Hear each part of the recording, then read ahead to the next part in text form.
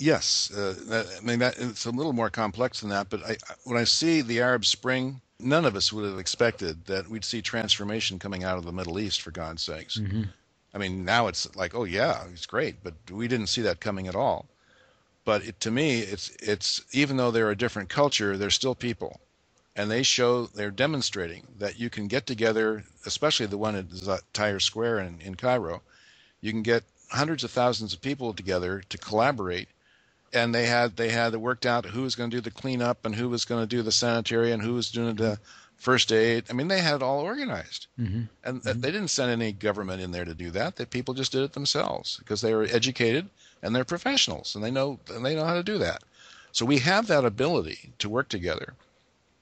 What I'm saying is it's going to be a requirement if we're going to make this shift as a species into a more conscious society. And once we shift the consciousness, once it becomes out of vogue, once it becomes out of fashion, you might say, to be thinking the way we've been thinking for the last 200 years, people will say, "Oh, you're thinking old paradigm. We got to think about how do we do this together. We got to think about collaboration. We got to think about the whole, not just the individuals." Hmm. There's a numbers of beliefs that we have that we're operating with, or excuse me, assumptions that we're operating with that we have to turn on their heads. But there's a lot of underlying assumptions in our mindsets and our worldviews that at this point, some of them I point out in the book are actually lies. They aren't even true assumptions, Hmm. but they're still the assumptions we're operating on. Like scarcity and win lose and so forth. Hmm. So when people get to where their interest is in the common good, and the common interest comes first before individual achievement or individual willfulness, I think then we'll start seeing all the structures changing to fit that consciousness, because people won't put up with those laws and those structures once they have that awakening happen. John, you've been speaking about this for decades, this change, and you mentioned in the 80s talking about the paradigm change, and now you're seeing the Arab Spring, etc. But yet, there's still many, many people in the world who are not aware of working on this. I wonder, well, I mean, what responsibility do today's mainstream media have for participating in this world shift, known as we do that they reach the minds of millions of people?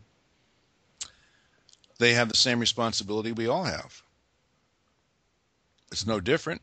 I mean, it's there's been a lot of vilifying of the press, of the media, Hmm. and whenever I see people vilifying, whether it's politicians or media, I say, well, who's buying what they're selling? And the fingers come back to you. Hmm. Hmm. If you weren't watching that media, if you weren't reading that newspaper, if you weren't watching that TV show, there wouldn't be any. Hmm. So we are empowering some of the systems that we are actually complaining about. Hmm. We give them power. So we're giving them our power, and then we're complaining about them. Does that make any sense? No, of course not. But that's what we're doing. Initially we created these systems so they would serve us. That was the whole intent. And now what's happened is we have become slaves to the systems. So it's easy to point to the media and say, well, they're in this great powerful position. They have all this leverage on shifting human behavior and current thinking and so forth. Why are they doing what they're doing? Well, if you demand it, they'll change. Hmm. They have a market. They have to satisfy the market. I mean, unless it's a state-run broadcasting company, like maybe in China. But if you are the customer and you're paying, you're the viewer, reader, subscriber, whatever, and you say I don't want this anymore, they got to stop it. Hmm. There's power in. I know it's a corny phrase, but is power in the people. Hmm. And highly recommend rereading. If anybody, probably few of us have actually read it. I just read it recently. Is The Power of the Powerless by Václav Havel. It's just an amazing visionary essay on how the disenfranchised, the oppressed actually have lots of power. And he actually did it. Hmm. I mean, he subsequently did do it in Czechoslovakia. That's right. Hmm. So you're squarely pointing the finger at personal empowerment. Hmm. Courage, empowerment is another word, yeah, but Hmm. I'd say it's largely on courage, and it's not the physical courage, like to charge up the hill and take the machine gun nest kind of courage.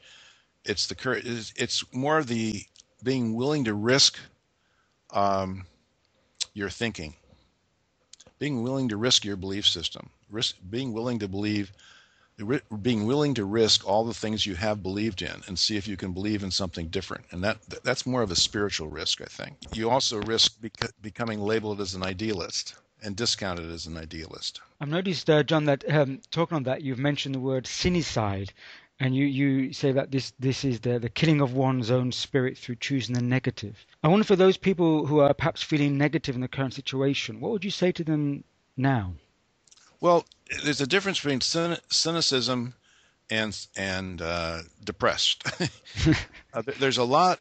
There's a lot of reason to feel depressed or despairing, is a better word, about situations in the world. There's a lot of reason for that. In fact, I consider it an occupational hazard. If I were to insulate myself from ever feeling any despair, I'd be basically doing the same thing I'm criticizing in other people, which is distracting myself.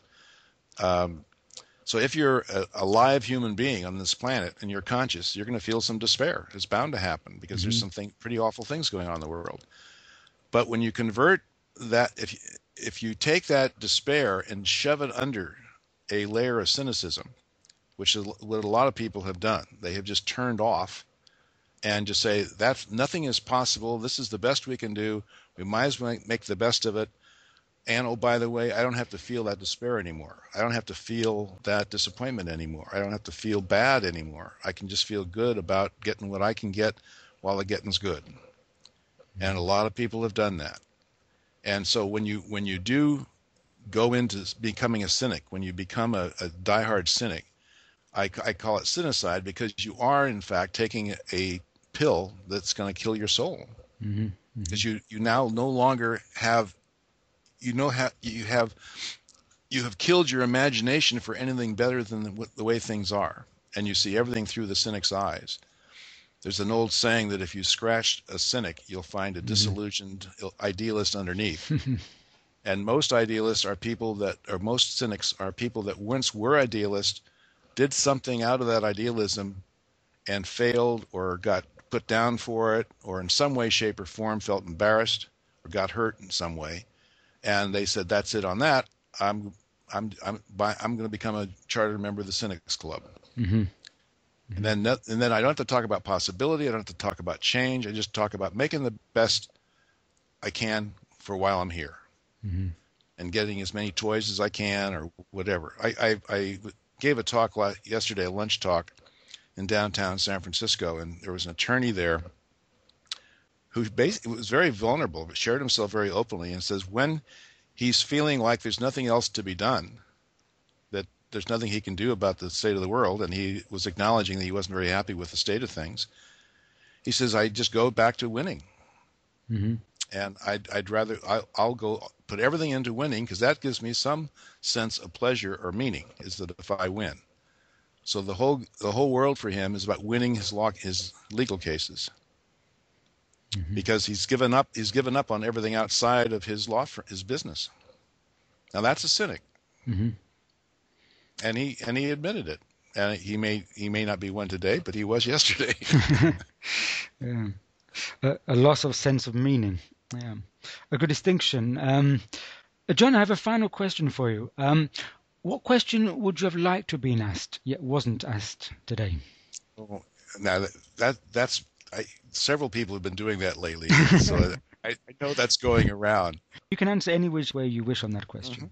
Rather than am I optimistic, pessimistic about the future, it's am I happy? And the way I would answer that is I've been doing this work for a number of years, and what I recognized after about 10 years of it is that I was doing it as a missionary. I was doing it because I thought I had something to offer the world, and the world needed me. You know what I mean? So I was into I have to do this. So I would call it mainly martyrhood. So I was martyring myself.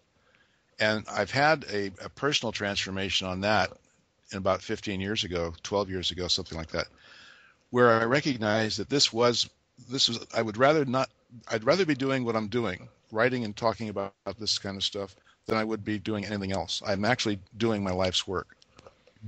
And that if I'm doing my life's work, how much happier can you get? I mean, how many people are doing something they'd rather not be doing in the world? Lots of them. So I'm doing my life's work, and I'm doing it, and I'm offering it not because the world has to change. I have completely let go of whether the world's going to change or not. It may not. I don't have any control over whether it changes or not. But I can control how much energy I put into my work, how much love I put into the world, and how much forgiveness I have with anybody that I have any issues with. There's a saying by a man by the name of Howard Thurman, who was actually a mentor to Martin Luther King, but he's not nearly as well known, obviously. Mm-hmm. And it's one of my favorite quotes. And the quote is, "Do not look for what the world needs.